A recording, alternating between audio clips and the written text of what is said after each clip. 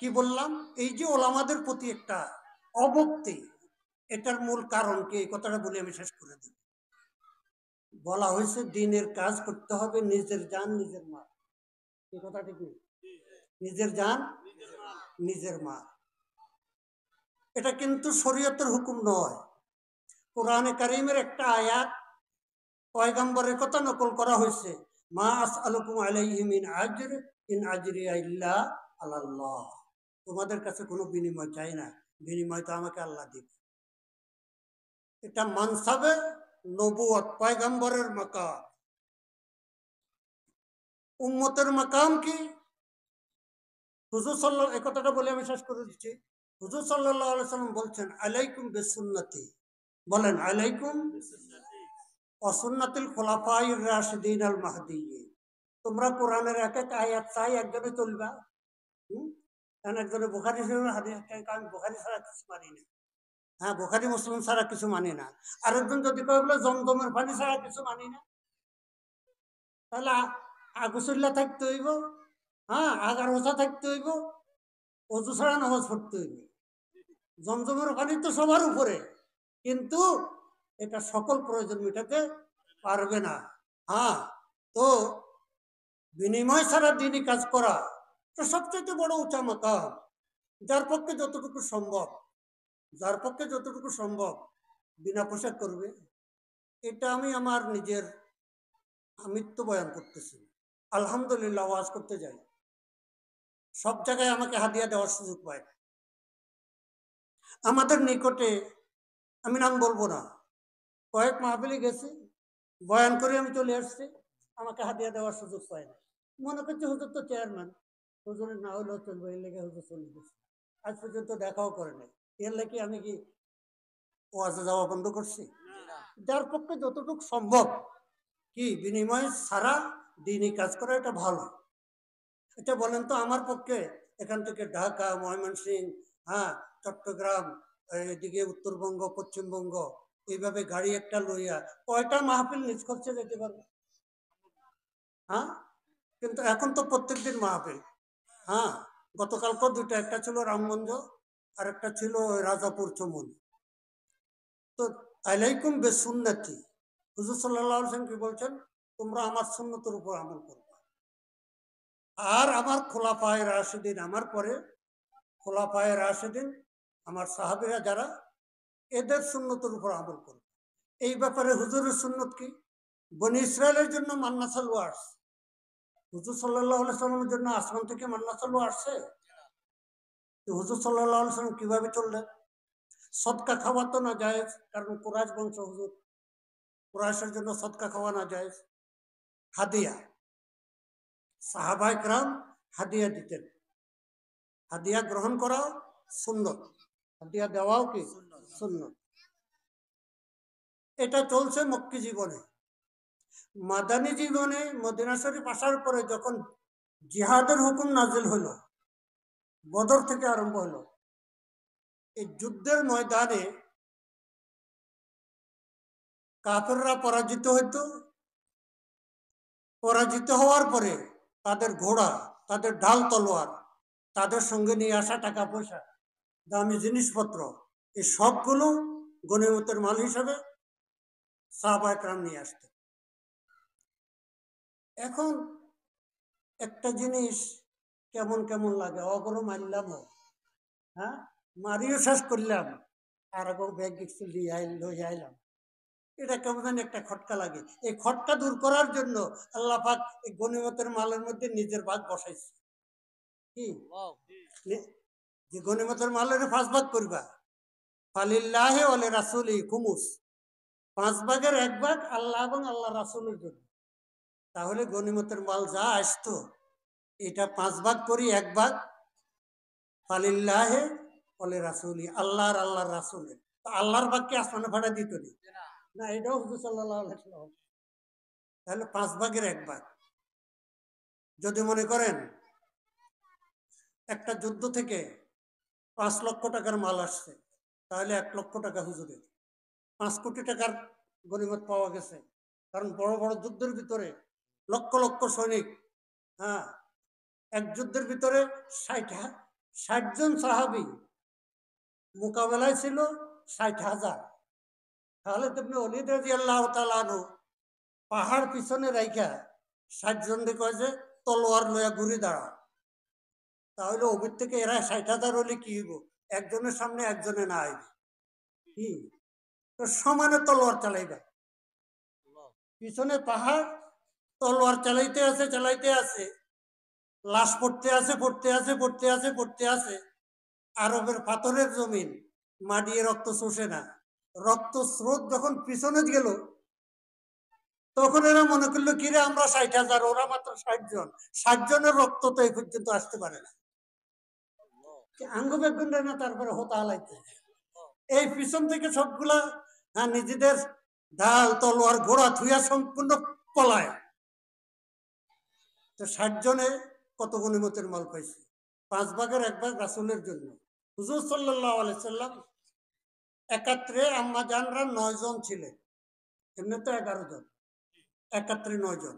হাদিস শরীফে আছে কোন কোন বছর হুজুর সাল্লাল্লাহু আলাইহি সাল্লাম 9 জন আম্মা জানের 9 ঘরে পুরা 1 বছরের খরচ দিয়ে দিত।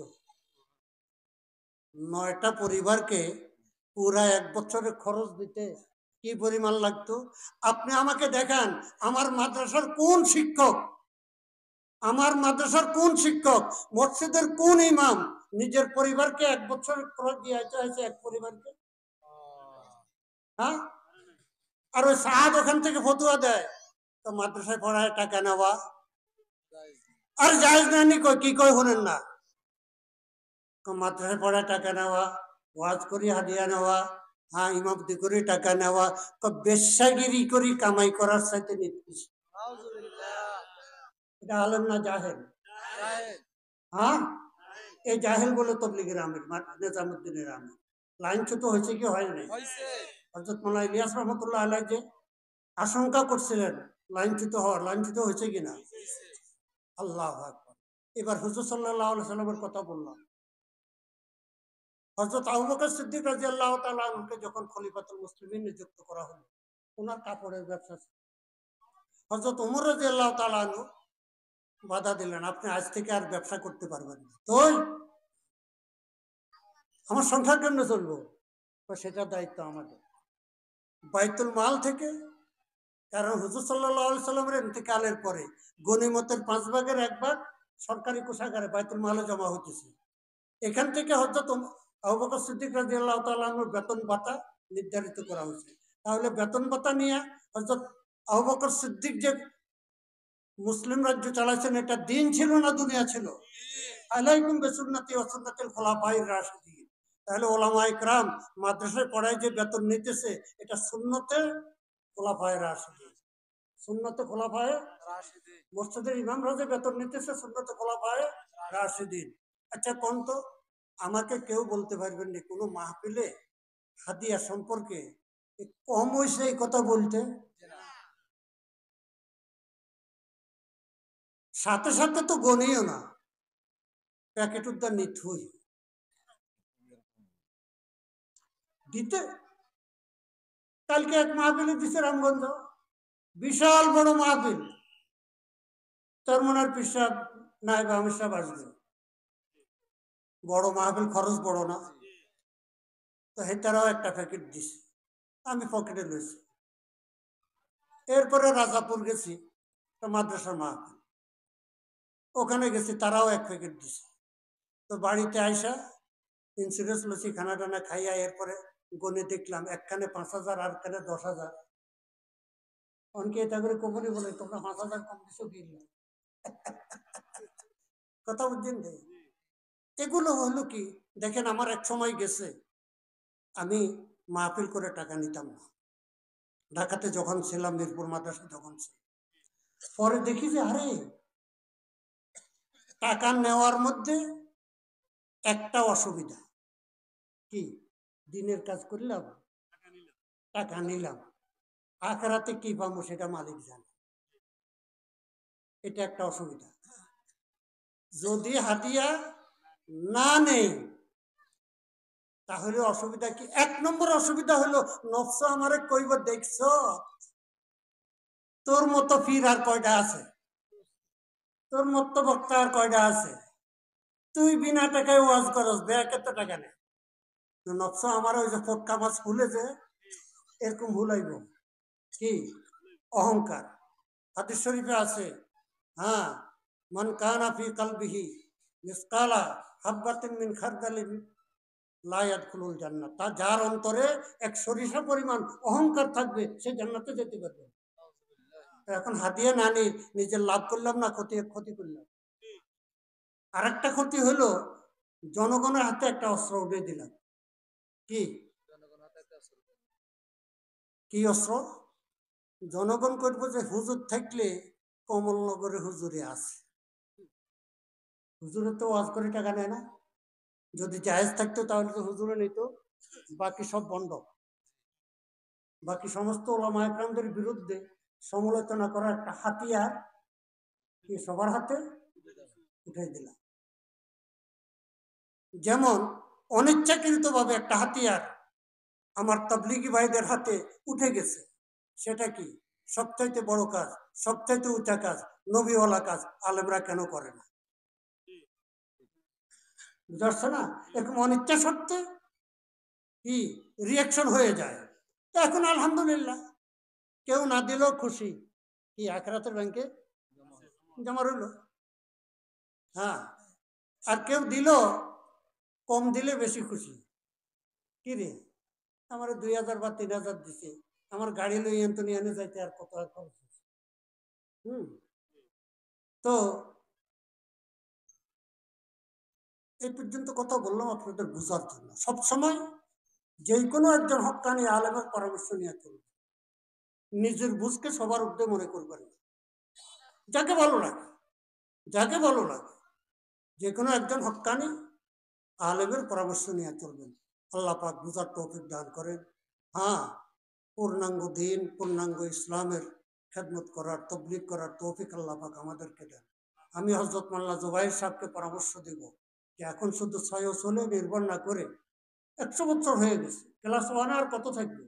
লক্ষ লক্ষ লোক যেখানে জমা হয়, সেখানে হক্কানি আলেমদেরকে বয়ান করতে দেন। ঘুষ, দুর্নীতি, জুলুম, নির্যাতন, এগুলোর বিরুদ্ধে কথা হওয়া দরকার। পূর্ণাঙ্গ দ্বীনের তাবলীগ হওয়া দরকার। ওয়া আখিরু দাওয়ানা আলহামদুলিল্লাহি রাব্বিল আলামিন।